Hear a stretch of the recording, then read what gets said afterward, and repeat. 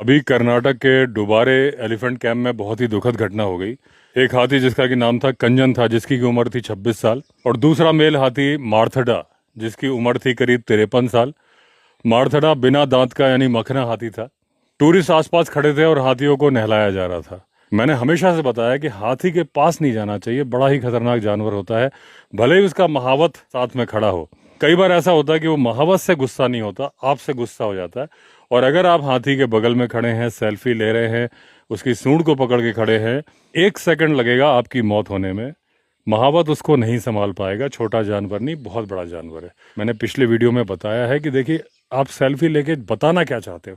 अगर आप हाथी की सूंड पे हाथ रख के खड़े हो तो क्या आप हाथी के बराबर हो कि आपने उसे अपने काबू में कर लिया है, या आप उसके दोस्त हो? वही हाथी अगर आपकी फोटो में पीछे आ जाएगा, 100 मीटर पीछे बैकग्राउंड में, तो भी वो हाथी है, आप इंसान। सबको मालूम है हाथी की पावर, आपकी पावर। बगल में खड़े होकर फोटो खिंचवाने की क्या जरूरत है? इस केस में कंजन अचानक से एग्रेसिव हो गया।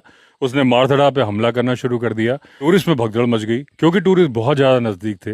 एक महिला जिनकी उम्र 33 ईयर्स थी गिर गई, चपेट में आ गई, उनकी वही मौत हो गई। कंजन हाथी मैसूर का जो फेमस दशहरा होता है उसमें भी वो पार्टिसिपेट करता था। अब उस पर बैन लग गया, अब वो नहीं करेगा। मार्थडा की मौत हो गई। मार्थडा वो हाथी था जिसे 2023 में कैप्टिव एलिफेंट बनाया गया था, रेस्क्यू किया गया था। सब कुछ सही था। देखिए, हाथी का नेचर ही ऐसा है, कभी भी एग्रेसिव हो सकता है।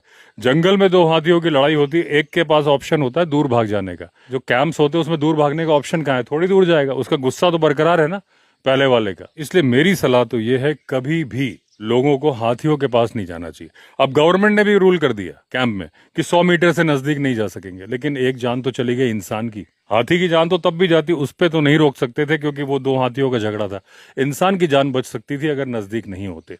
कभी भी आपसे कोई बोले कि भाई हाथी के बगल में खड़े होकर फोटो खिंचवा लो, मेरी सलाह याद रखना, कभी मत खिंचवाना। जंगल में जानवर का सामना करना और कैप्टिव एलिफेंट का सामना करने में कैप्टिव एलिफेंट ज्यादा खतरनाक होता है। वो देखने में शांत लगता है, बड़ा प्यारा लगता है, लेकिन 100 में से एक बार ही वो गड़बड़ करेगा। वो एक बार के लिए क्या आप तैयार हो? उस दिन हो सकता है जिस दिन आप उसके बगल में खड़े होकर फोटो खिंचवा रहे हो, वही वो 100 में से एक दिन का होगा। अच्छा है 100 मीटर दूर खड़े हो जाओ, बैकग्राउंड में हाथी को लो, खिंचवा लो फोटो। छू के क्या? सबको मालूम है कि हाथी ज्यादा पावरफुल है, आप नहीं हो। उसके बगल में जाने की जरूरत नहीं है क्योंकि वो स्ट्रेस में होता है। कैप्टिव एलिफेंट भी बहुत ज्यादा स्ट्रेस में होता है। अभी रिसेंटली दुधवा में हुआ, महावत को मार दिया, और जिस हाथी ने मारा वो पालतू हथिनी का बेटा था, लेकिन उसका बाप जंगली हाथी था। मेटिंग जंगली हाथी ने की थी। तो इनके अंदर लक्षण जो है जंगली जानवर के हैं, तो हाथियों से दूरी बना के रखिए, ये मेरी रिक्वेस्ट है आपसे।